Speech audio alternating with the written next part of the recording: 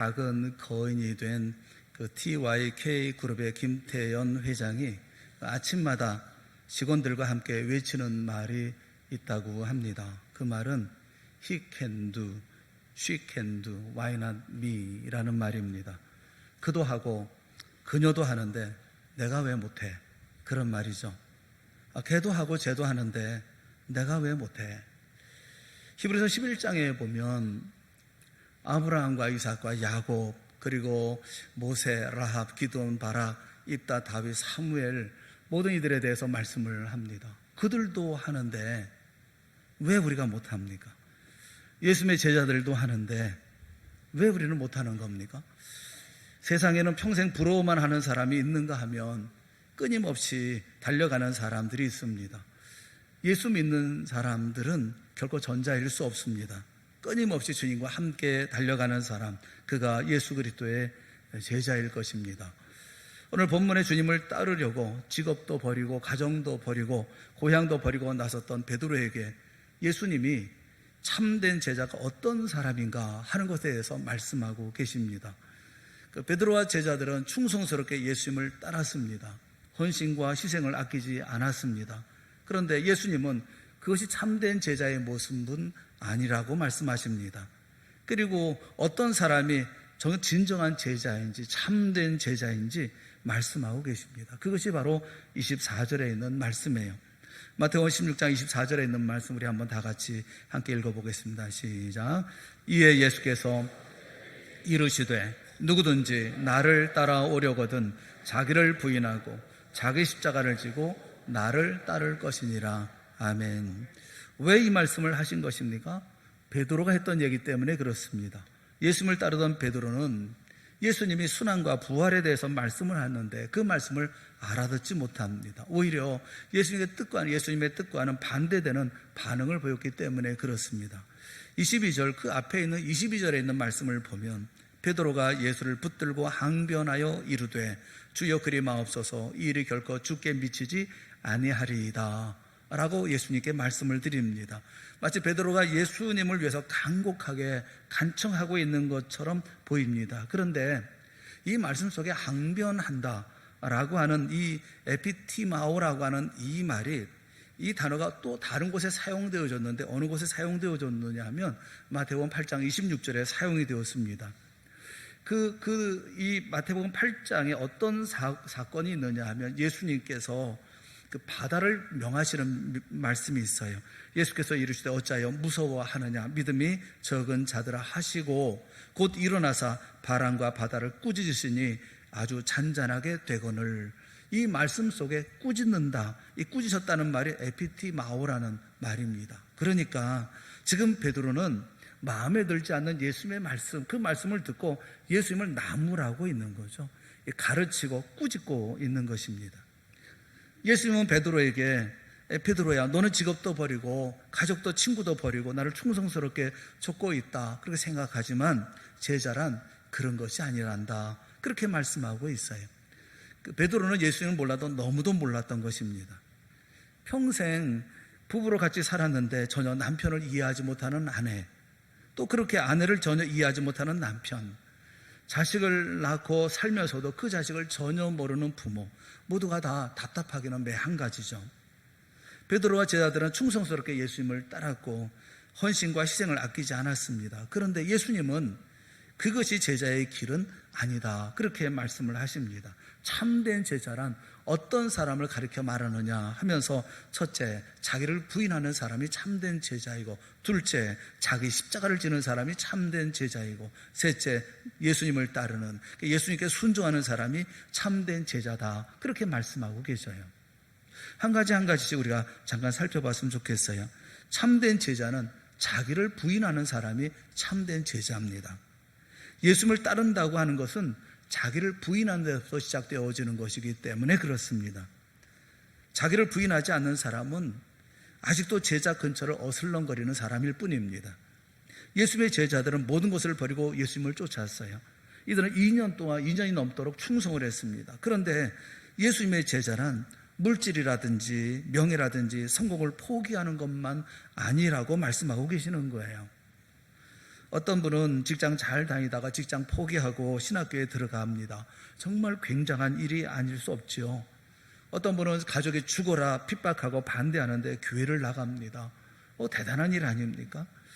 내 생애를 바쳐서 사랑했던 사람이지만 예수님 때문에 버리고 헌신했다고 한다면 이것 또한 대단한 희생이 아닐 수가 없습니다. 그런데 예수님은 그렇게 하는 것이 제자의 길이 아니라고 말씀을 해요.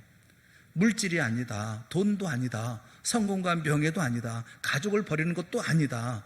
중요한 것은 너를 포기하는 게 제자다. 그렇게 말씀하고 계셔요. 사랑하는 여러분, 분명히 기억하십시오. 언제든지 무슨 일이든지 문제가 되는 것은 환경이 아닙니다. 항상 자기 자신이에요. 가장 결정적인 걸림돌은 언제나 나였습니다. 제일 무서운 싸움의 대상도 다른 사람이 아니라 자기예요. 많은 사람들이 자기를 이기지 못해서 무너지고 맙니다. 자기를 부인한다고 하는 것은 자기 자신에 대한 모든 관계에 대한 단절을 의미합니다.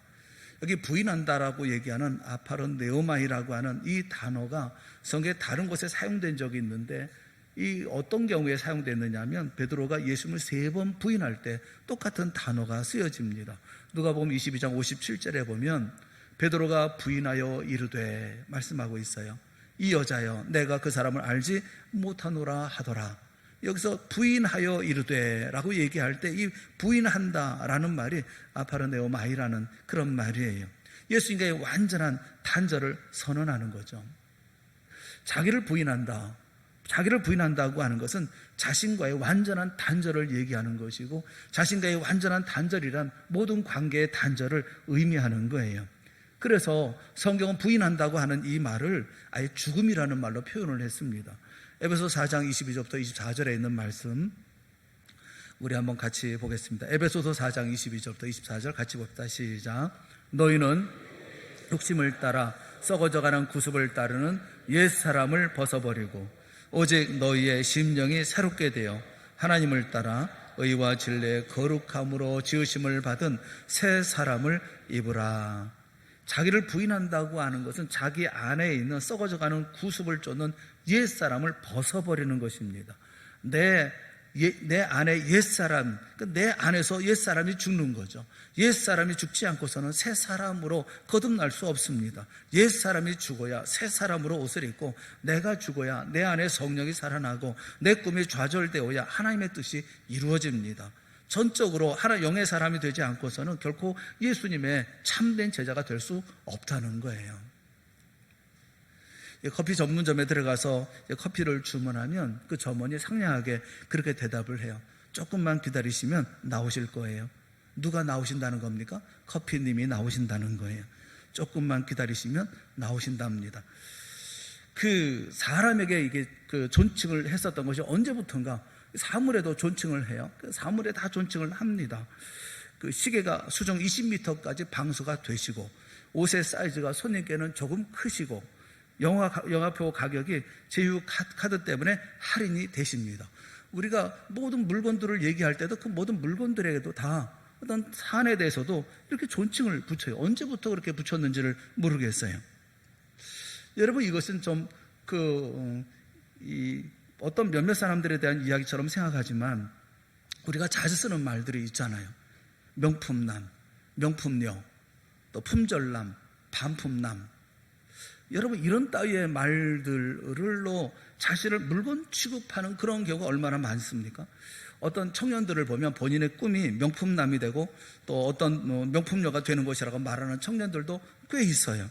이 명품이라고 하는 용어는 원래 상품에 사용되어지는 단어라는 것을 인식하지 못하는 것 같습니다. 세상의 꿈이라고 하는 거, 또 자신이 꿈꾸는 꿈이라고 하는 대체로 이런 거예요. 언제부터 인간을 짐승에 비유하거나 물건에 비유하는 말로 칭찬을 했습니까?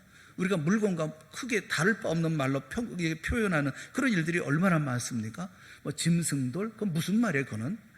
세상이 가르쳐주는 인간의 꿈이라는 것이 대체로 그런 거예요. 사랑하는 여러분, 자기를 부인한다는 말은 하나님을 적극적으로 긍정한다는 말이기도 합니다.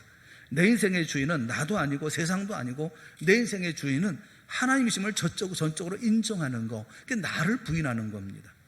하나님을 나의 주인으로 모시고 그분의 통치를 받는 삶, 이것이 자신을 부인하는 삶이죠. 나를 죽인다고 하는 것은 대단히 고통스럽죠.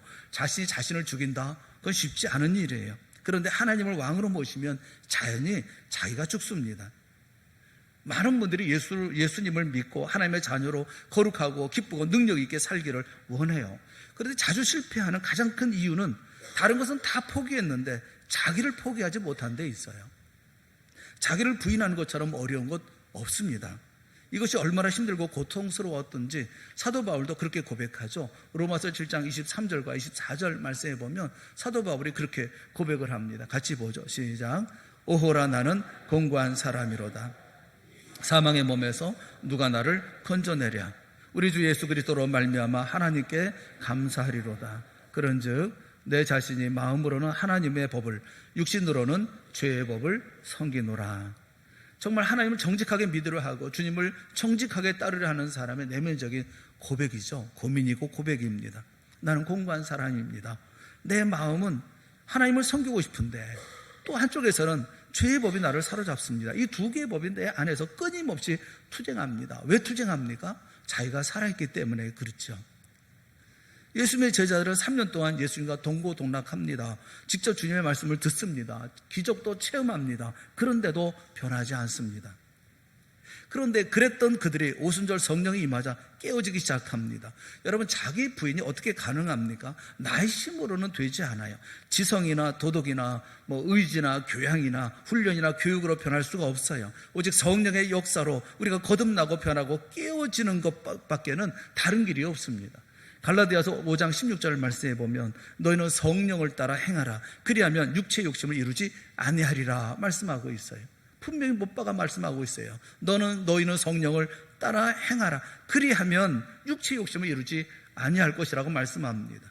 성령이 뒤집어 얘기하면 우리 안에 역사하지 않으면 우리는 육체의 종이 될 수밖에 없다고 말씀하고 있어요. 편가르고 인간적이 되고 음란하고 세속적이고 돈과 인기를 좋아하고 칭찬받기를 좋아하는 사람으로 계속 머물러 있을 수밖에 없다는 거예요. 그런 사람이 어떻게 예수 그리스도의 제자입니까? 그런데 성령의 지배를 받으면 이런 문제들이 사라져버리는 겁니다. 성령의 나를 인도하고 성령의 나를 주장하기 때문에 그렇죠. 여러분, 참된 제자가 되기를 원합니까? 그러면 성령을 사모하세요. 성령의 충만한 인재를 구하세요. 위로부터 하나님의 은혜가 임했을 때 제자들이 변했던 것처럼 우리도 성령의 역사 속에 내가 부인될 때에 그때 나는 주님의 참된 제자가 될 수가 있는 거예요. 여러분은 여러분의 자신의 생각보다는 훨씬 나은 사람이에요. 우리 자신들을 아주 형편없이 생각하는 경우가 참 많습니다. 하지만 여러분, 보석에 비유한다면 여러분은 가장 귀한 다이아몬드 원석과 같은 분들이에요. 그러니 그까지 큐빗 몇 개로 꾸미지 않아도 여러분은 충분히 귀한 것이거든요. 자신의 고귀함을 명품 따위에 비교하지 마세요. 주님의 손에 의해서 과연 찬란한 보석처럼 빛나는 참된 제자들이 되어질 수 있기를 주님의 이름으로 축원합니다. 성령의 사람들 아닙니까? 우리 안에 성령이 거하시는 사람들 아닙니까? 성령의 모든 것을 맡기고 살아갈 때, 성령의 임재를 간구할 때, 성령의 충만한 가운데 우리가 충만한 임재를 간구할 때, 성령의 충만함 속의 삶을 살게 되어지고, 그럴 때 나를 부인하고 예수 그리스도의 참된 제자의 삶을 살아갈 수 있는 거죠. 참된 제자의 첫 번째가 뭐냐면 자기를 부인하는 사람이라는 거예요. 두 번째, 참된 제자는 자기 십자가를 지는 사람들입니다. 자기 십자가를 진다는 말이 뭡니까? 예수님이 인류의 죄를 위해서 죄 없이 십자가에 죽으신 것처럼 내가 이 땅에 이 세상의 삶을 살면서 예수님으로 말미암아 주어진 모든 사역, 신앙의 삶을 살아가면서 내게 주어진 모든 삶의 영역, 그 중에는 억울한 고통도 있고 희생도 있지만 이 모든 것을 달게 지고 나아가는 것을 말하는 거예요. 예수님께도 십자가를 지는 일은 고통스러운 일이었고 피하고 싶은 일이었습니다. 그래서 십자가를 지기 전에 겟세마네 동산에서 기도하실 때에 할렐루야, 이 십자가를 지게 해서 감사합니다, 그렇게 기도하지 않았어요. 내 아버지여, 만일 할만하시거든 이 잔을 내게서 지나가게 하옵소서라고 기도하셨습니다. 이게 십자가예요. 예수님은 우리 각자에게 자신이 감당해야 할 자기 십자가가 있다고 말씀을 합니다. 이 십자가는 내 죄나 내 잘못으로 인해서가 아니에요. 예수님으로 말미암아 우리가 지게 되어지는 짐인 거예요. 이 땅의 삶을 살아가면서 져야 할 짐인 거예요. 남편이 짐일 수도 있고요. 아내가 짐일 수도 있어요. 내 자녀가 짐일 수도 있고요. 내 이웃이 짐일 수도 있어요. 내가 만나는 모든 삶의 형편 속에서 하나님께 맡겨주신 모든 삶이 다 짐이에요.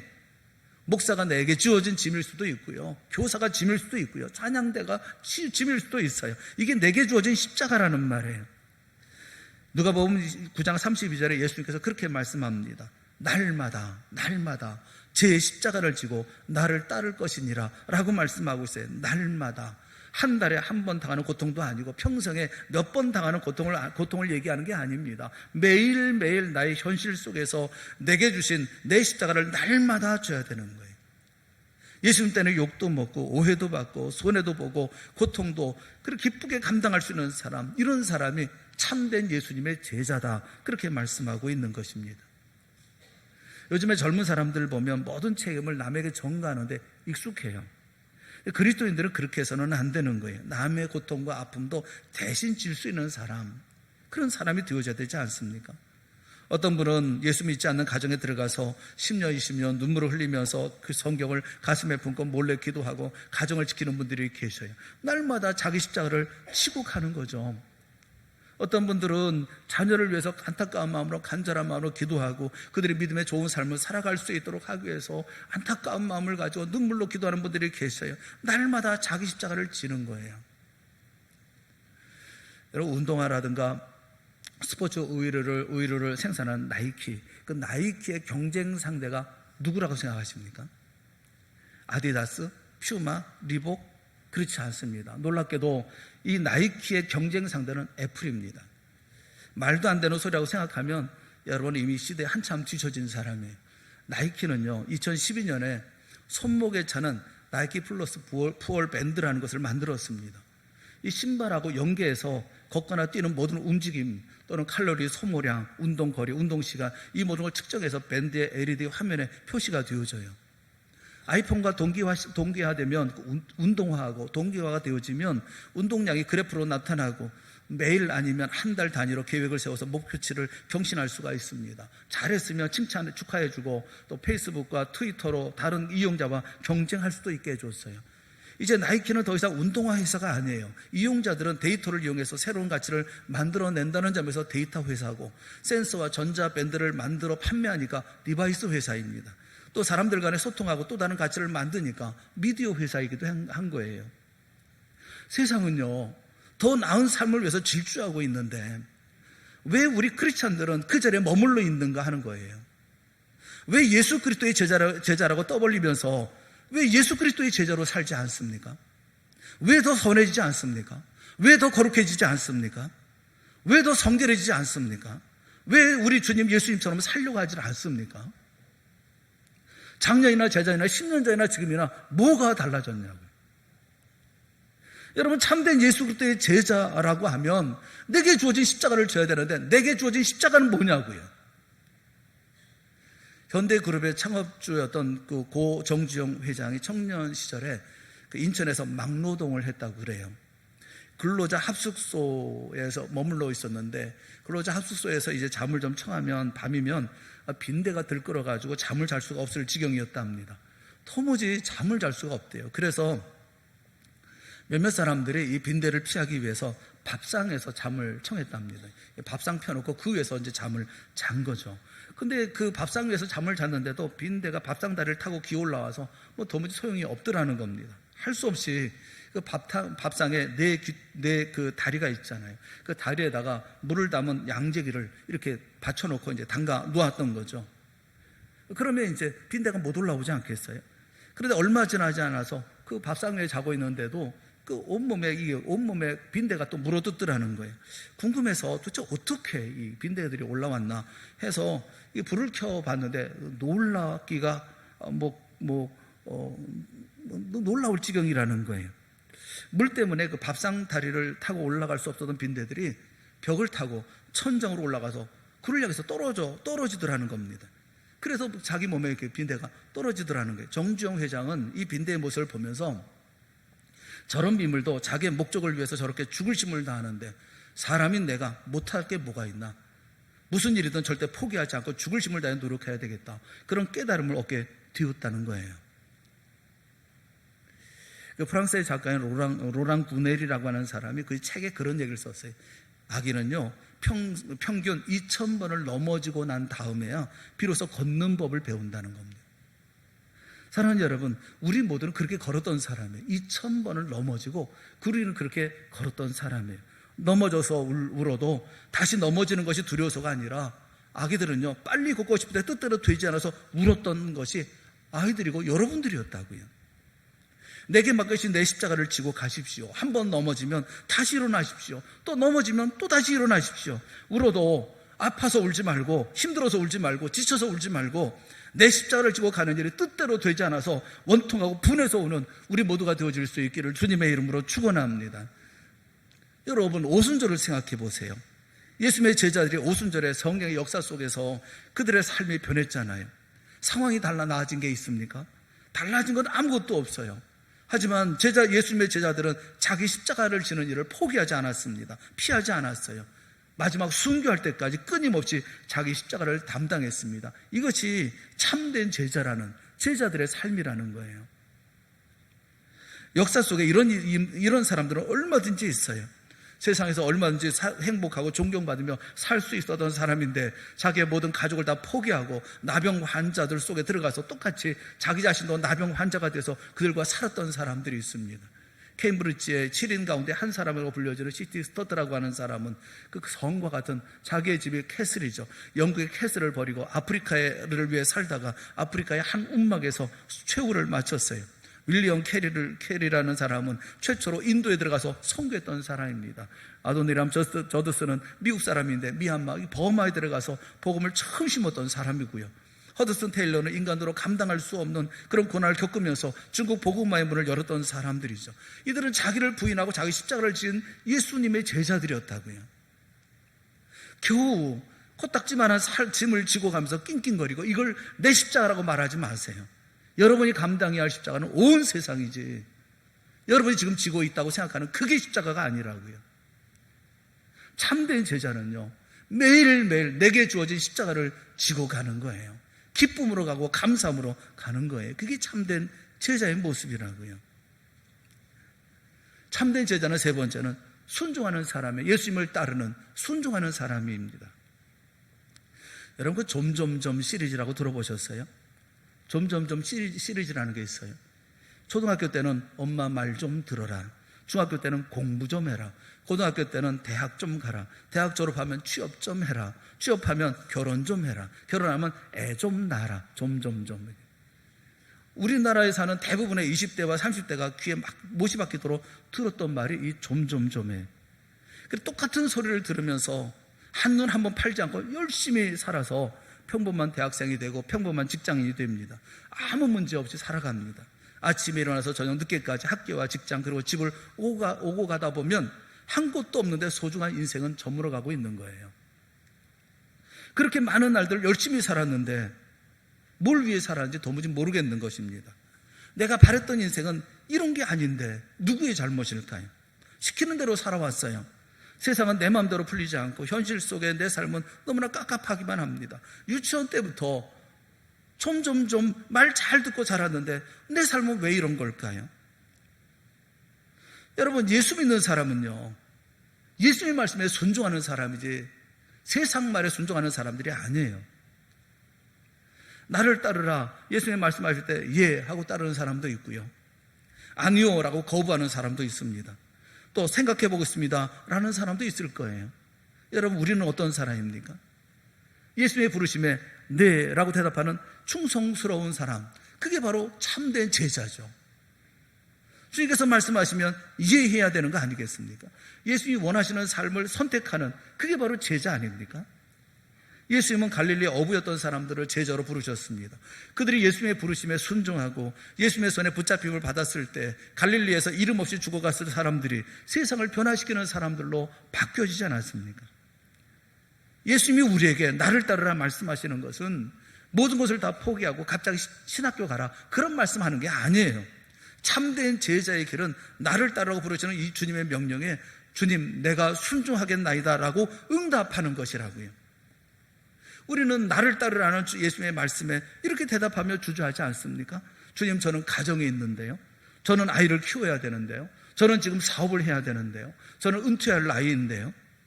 그런데 주님은 우리가 어떤 상황에 있든지 나를 따르라 그렇게 말씀하시거든요. 내 말에 순종하라 그렇게 말씀하셔요.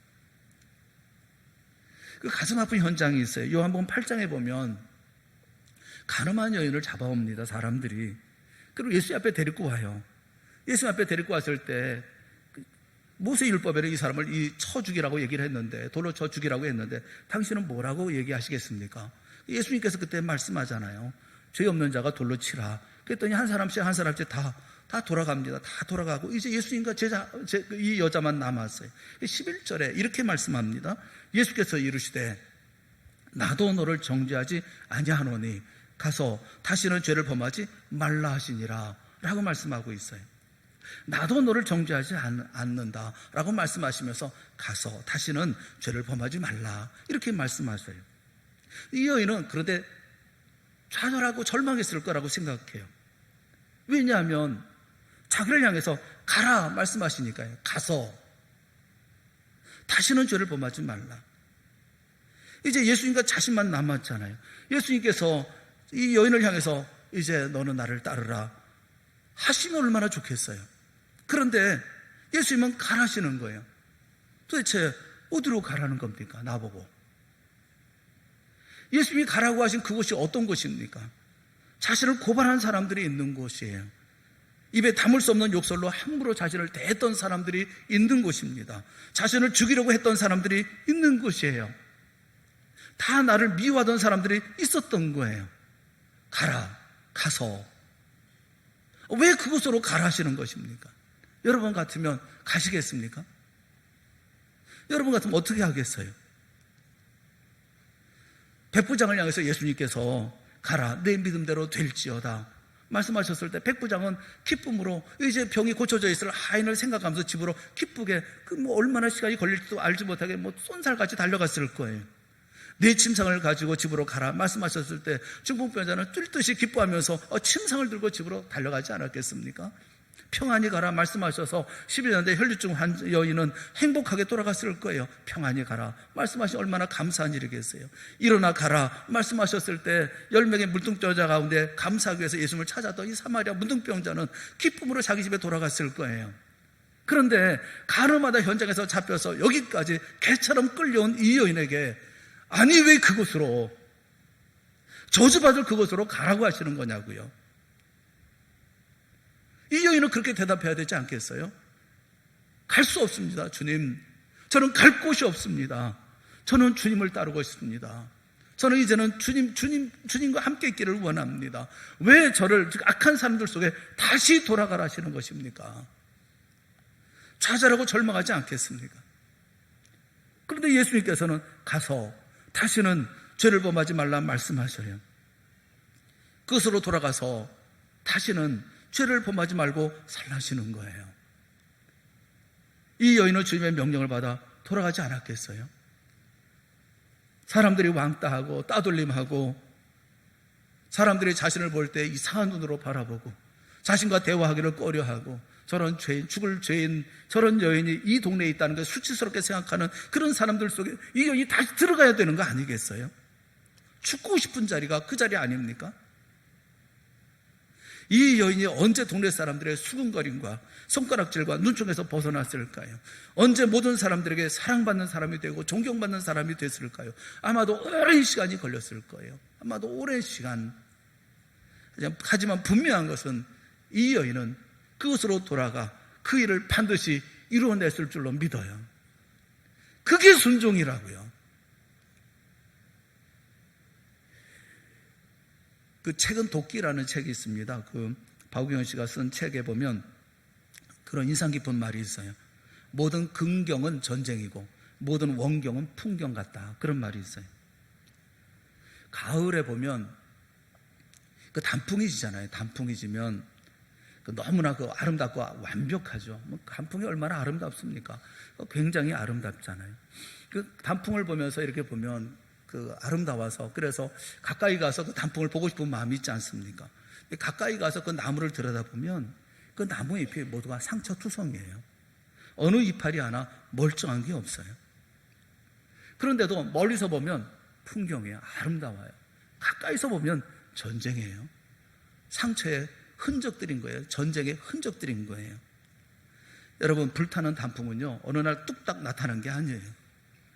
나무가 봄부터 여름까지 치열하게 살아와서 그래서 단풍이 든 거예요. 그런데 그 이파리 하나하나 보면 전부 찢기고 째지고 다 상처나고 그 투성인 거예요. 하지만 멀리서 보면 그리 아름다운 거죠. 저는 우리 동산교회가 예수 그리스도의 제자로서 가을에 내장산처럼 설악산처럼 단풍처럼 아름답고 찬란할 수 있기를 바랍니다. 이 아름다움이라고 하는 것은 한 사람 한 사람 예수 그리스도의 참된 제자로 치열하게 살았을 때, 전쟁을 치르며 살았을 때 보여지는 아름다움인 거예요. 참된 제자는 어떤 사람입니까? 자기를 부인하는 사람. 참된 제자는 어떤 사람입니까? 자기 십자가를 지는 사람. 참된 제자는 내 상황이 어떻든 내 생각이 어떻든 오직 주님의 말씀에 순종하는 사람, 그런 사람이 참된 제자라고요. 여러분 모두가 예수님의 참된 제자들이 되어질 수 있기를 주님의 이름으로 축원합니다. 여러분, 치열하게 싸우십시오. 이겨내십시오. 하루하루의 삶 속에서 예수 그리스도의 제자답게 삶을 사십시오. 그래서 멀리서 볼 때 모든 사람들이 아름답게 볼 수 있는 그런 믿음의 삶을 사십시오. 나는 전쟁을 치르고 싸우고 다투고 그리고 내 스스로 이겨나가기 위해서 눈물 흘리고 싸우지만 그 모든 모습을 볼 때 참 아름다운 모습으로 보여줄 수 있는 우리가 되어져야 되지 않겠습니까? 힘내어 주 앞에 아름다운 제자의 삶을 살고 그저 나를 위로하고 나를 격려하고 나에게만 가장 약한 사람의 그런 삶을 살지 마시고 나를 쳐서 복종시켜 하나님의 나라 만들어가고 하나님의 역사 이루어 나가고 이 땅에 있는 하나님의 제자, 하나님의 아들, 딸들다운 믿음의 당당함을 가져 주의 역사 만들어가는 아름다운 역사를 만들어 우리 동산의 귀한 참된 제자 우리 모두가 되어질 수 있기를 주님의 이름으로 축원합니다. 기도하겠습니다. 사랑의 하나님 아버지, 주님께서 우리에게 은혜를 베풀어 주셔서 구원의 자리 가운데 있게 하시고 하나님의 자녀로 마땅한 자리 가운데 있게 하여 주셨으니 그 은혜를 감사합니다. 베푸시는 은혜를 그저 누리고 평안함을 누리며 살아가는 우리만 되지 않게 하여 주시옵시고 주님 말씀하신 것처럼 참된 제자가 되어서 자기를 부인하고 자기 십자가를 지고 매일매일 싸우며 그리고 마침내 주의 말씀에 순종하는 자리 가운데 나아가는 주의 백성들이 되어질 수 있도록 은혜 베풀어 주시옵소서. 아름다운 믿음의 사람들이 되게 하시고 힘있는 사람들이 되게 하시고 당당한 사람들이 되게 하시고 자랑스러운 우리 동산의 하나님의 백성들이 다 되어질 수 있도록 이 시간 큰 은혜 베풀어 주시옵소서. 예수님의 이름으로 간절히 기도드리옵나이다. 아멘.